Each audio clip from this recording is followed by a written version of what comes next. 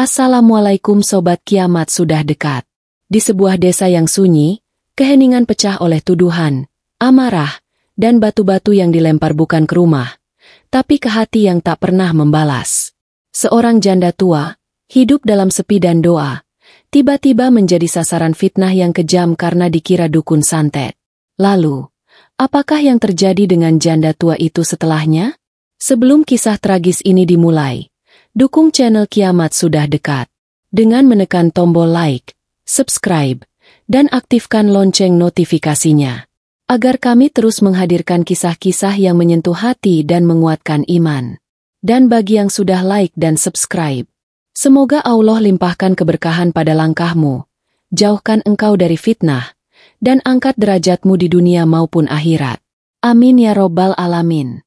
Angin sore meniup pelan di dusun kecil bernama Karangjati, desa yang masih bergantung pada kabut pagi dan suara jangkrik malam sebagai pengiring waktu.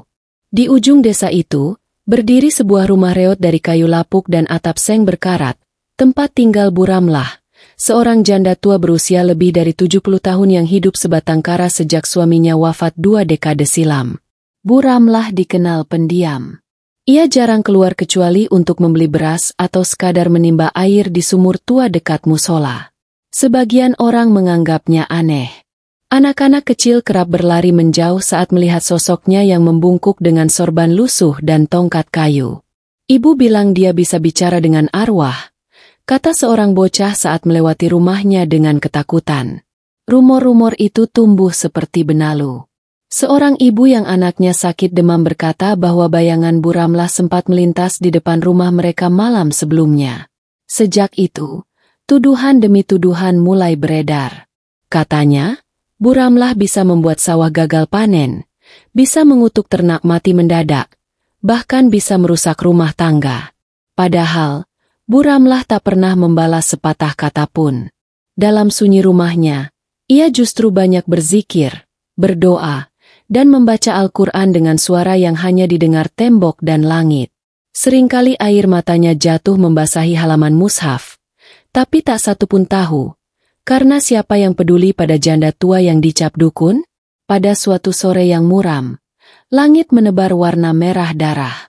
Seekor ayam jago milik Pak Hadi ditemukan mati dengan kepala menghitam.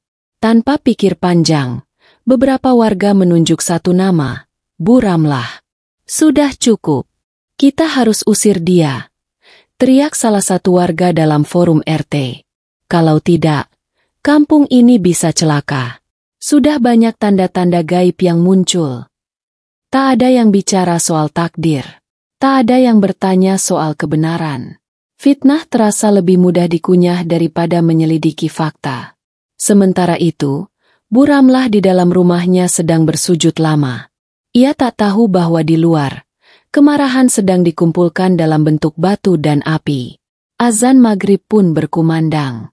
Tapi di Karangjati, suara Allahu Akbar tak mampu meredam hawa kebencian yang mulai membara. Dan malam itu, tanpa izin langit dan tanpa musyawarah akal sehat, sekelompok warga mulai berjalan menuju rumah tua di ujung dusun. Langkah-langkah kaki menyusuri jalan tanah berlumpur, sebagian membawa obor, sebagian lagi menggenggam batu di tangan yang gemetar bukan karena takut, tapi karena kemarahan yang dikobarkan oleh prasangka. Mereka berhenti di depan rumah Bu Ramlah yang sunyi. Hanya suara jangkrik dan denting waktu yang seakan menjadi saksi. Bu Ramlah, keluar kau sekarang, teriak seseorang. Tak ada jawaban. Jangan pura-pura tuli. Kami tahu semua ini gara-gara kau. Tiba-tiba, sebuah batu dilempar ke atap seng rumah. Bunyi dentangnya memecah malam.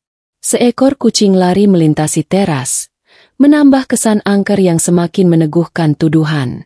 Lalu disusul batu kedua, ketiga, dan suara kayu pecah di jendela. Rumah itu mulai runtuh sedikit demi sedikit, bukan karena gempa, tapi karena hati manusia yang sudah tak takut azab. Dari dalam, Bu Ramlah membuka pintu perlahan. Wajahnya pucat dan tubuhnya gemetar. Ia tidak menangis. Ia tidak marah. Ia hanya menatap mereka. Warga yang dahulu pernah ia bantu, pernah ia doakan, Bahkan pernah ia beri beras saat paceklik melanda. "Ada apa, Nak? Kenapa kalian rusak rumah ini?" Suaranya pelan, nyaris tak terdengar. Tapi jawaban mereka bukan kata-kata. Batu kembali melayang. Kali ini menghantam bahunya. Ia terjatuh, namun tetap bersujud di lantai tanah itu sambil memegangi tasbih tuanya. "Lihat, dia tak melawan. Itu tandanya dia memang pakai kekuatan gaib," teriak seseorang. Satu perempuan muda menangis, tapi tidak bersuara. Ia ingin menghentikan, namun ketakutan membungkam lidahnya. Buramlah, dalam keadaan terluka, hanya bisa berkata lirih, "Ya Allah, jika ini fitnah, jadikan aku sabar. Jika ini ujian, jadikan ia penghapus dosaku." Malam itu langit mendung, tapi tak ada hujan yang turun. Yang mengguyur tubuh Renta Buramlah hanyalah batu dan hinaan. Tak satu pun datang untuk membela. Bahkan ketua RT pun hanya berdiri diam, takut menjadi sasaran selanjutnya. Ketika warga puas, mereka pergi, meninggalkan rumah yang tinggal separuh dan tubuh yang membiru. Namun satu anak laki-laki kecil, Faris namanya, diam-diam mendekat. Ia murid ngaji Buramlah di masa kecil. Ia melihat tubuh itu tergolek di tanah. Darah mengalir dari keningnya. "Nenek," bisiknya pelan. Faris menangis di sisi wanita tua itu.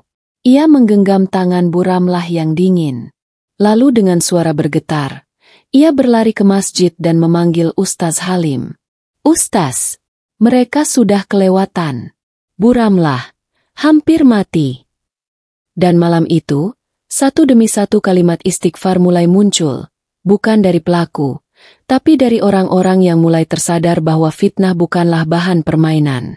Namun, belum ada yang tahu bahwa kebenaran sesungguhnya akan segera datang, dan ia akan menghancurkan semua kesombongan manusia.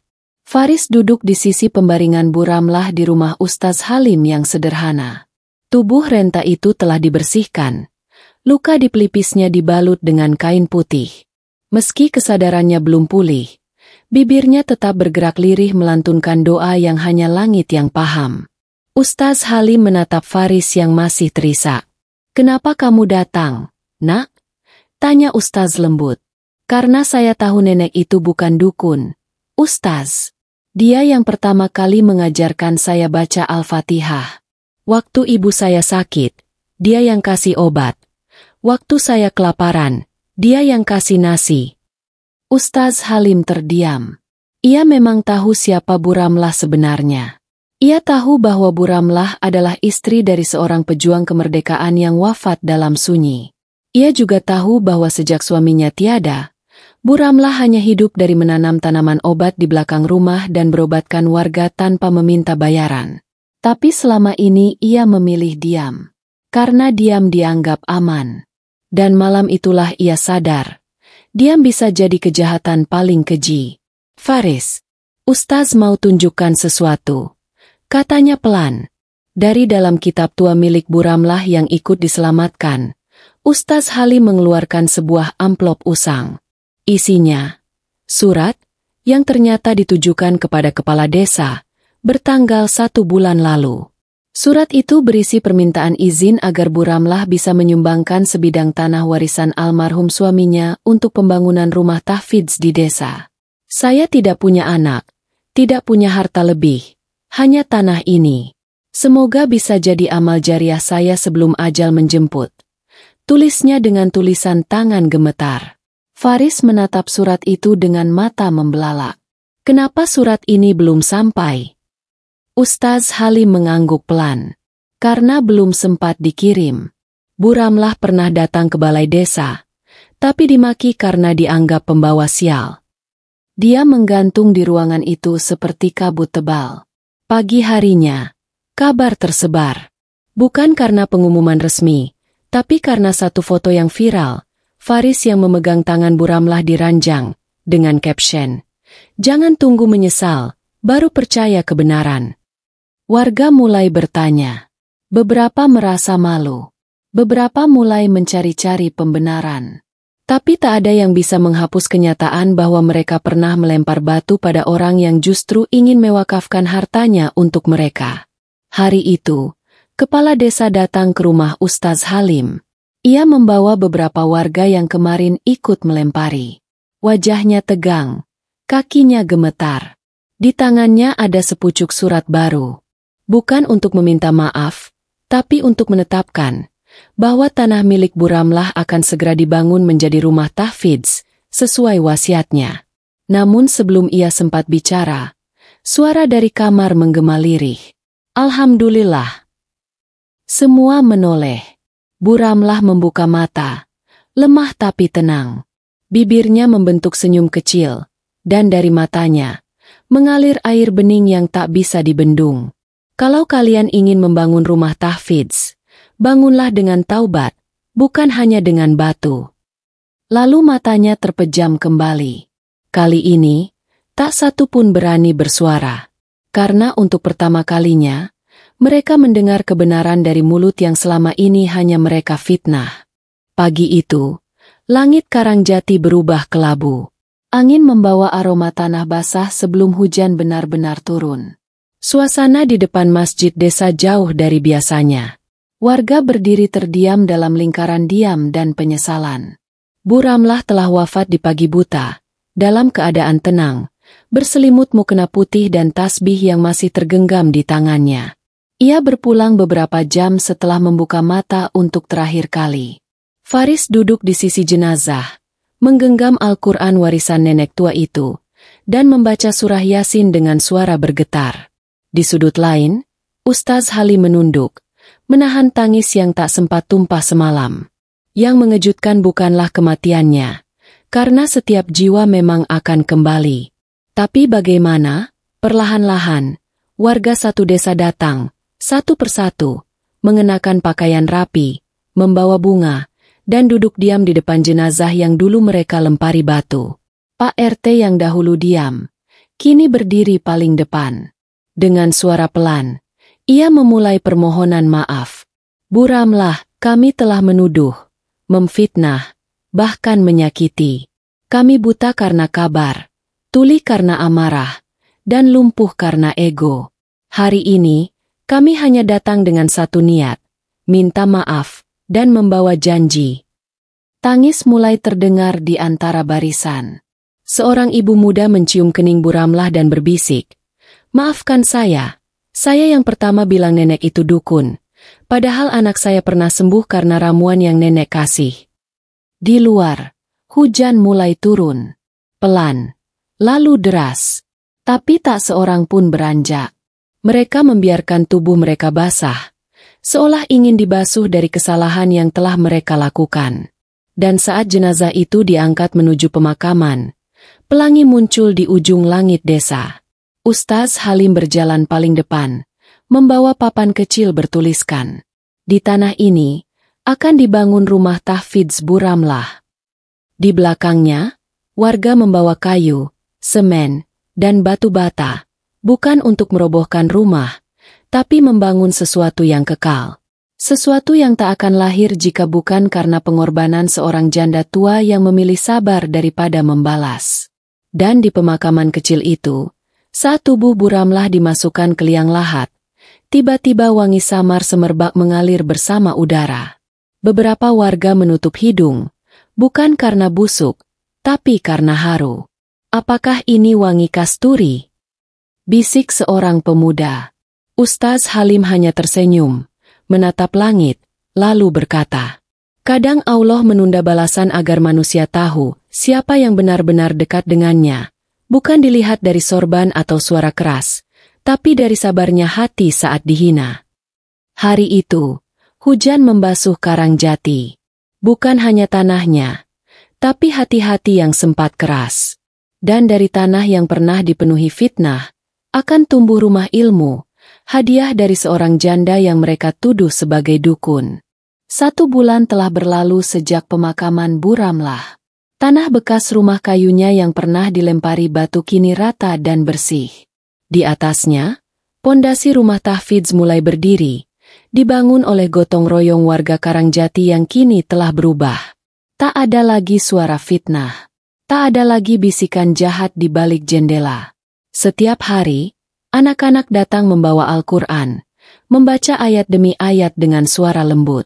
Dan setiap kali mereka mengaji, nama Bu Ramlah disebut dalam doa. Ya Allah, limpahkan rahmat MU kepada Nenek Ramlah, yang telah membuka jalan bagi kami untuk belajar ayat-ayat MU. Faris kini menjadi santri tetap di rumah tahfidz itu. Ia juga yang mengurus taman kecil di halaman depan, tempat Bu Ramlah dahulu menanam tanaman obat. Ia rawat semua dengan cinta, seolah merawat kenangan. Di dinding ruang utama, dipasang sebuah bingkai besar. Isinya bukan foto, tapi sepucuk surat, salinan dari wasiat Bu Ramlah. Di bawahnya tertulis, "Jangan melempar batu pada orang yang kita tak mengerti doanya." Warga desa sering datang, hanya untuk duduk sejenak. Beberapa dari mereka menangis dalam diam. Mereka tidak pernah benar-benar sembuh dari luka yang mereka ciptakan sendiri. Tapi mereka belajar bahwa tobat bukan hanya kata, tapi perbuatan. Pak RT yang dulu bungkam, kini menjadi donatur tetap rumah tahfidz. Ia mengakui bahwa diamnya adalah dosa, dan setiap batu bata yang ia sumbangkan adalah bentuk tebusannya. Ustaz Halim sering bercerita pada anak-anak tentang seorang nenek yang wajahnya tak pernah marah meski dilempari, yang lidahnya hanya memuji Allah, dan yang wafat dalam keadaan berzikir. Ia selalu mengakhiri ceritanya dengan kalimat, "Kalau ingin jadi orang mulia, belajarlah dari Bu Ramlah." Ia tak dikenal manusia, tapi dicintai langit. Dan setiap Jumat, Faris meletakkan bunga segar di makam Bu Ramlah, yang kini selalu ramai diziarahi orang luar desa. Makam itu tak megah, hanya batu nisan sederhana dan rumput liar. Tapi harumnya tak pernah hilang, seakan alam pun tahu, di sanalah bersemayam jiwa yang sabar, yang dizalimi manusia namun dimuliakan oleh Rabb semesta. Karangjati kini berubah. Tak lagi cepat menuduh, tak lagi mudah percaya kabar, dan tak lagi menilai seseorang dari penampilannya. Semua itu karena satu sosok, janda tua yang dulu dituduh dukun santet, tapi ternyata wali yang tersembunyi. Tak ada yang tahu dengan pasti siapa yang paling dekat dengan Allah. Terkadang, yang dicaci adalah yang paling mulia, yang dibuang oleh manusia, justru dirindukan oleh langit. Bu Ramlah tak pernah meminta pengakuan. Ia hanya hidup dalam diam, menanam dua-dua di setiap luka yang ia telan sendiri. Dan ketika ajal menjemputnya, ia pergi seperti embun pagi, hening, tapi meninggalkan jejak segar di tanah yang pernah kering karena prasangka. Warga Karangjati kini hidup dengan bekas luka itu. Tapi dari luka itulah tumbuh kesadaran. Mereka tahu bahwa satu fitnah bisa merobohkan rumah, tapi satu taubat bisa membangun generasi. Anak-anak yang dulu takut pada rumah Bu Ramlah, kini hafal Al-Quran di dalamnya. Orang-orang yang dulu menuduhnya, kini menyebut namanya dalam doa. Nama Bu Ramlah tak tertulis dalam buku sejarah. Tapi setiap kali ayat suci dilantunkan di rumah tahfidz itu, setiap kali seorang anak belajar huruf hijaiyah, pahala terus mengalir ke alam kuburnya. Karena ia telah mewakafkan bukan hanya tanah, tapi hatinya, untuk orang-orang yang sempat membencinya. Dan di malam yang sunyi, saat bintang jatuh melintasi langit Karangjati, ada yang percaya, itu bukan sekadar cahaya, tapi mungkin salam dari langit untuk seorang hamba yang dahulu mereka lempari, tapi kini mereka rindukan. Rahimahullah, Bu Ramlah. Semoga Allah meluaskan kuburmu dan menjadikan sabarmu sebagai cahaya bagi generasi setelahmu.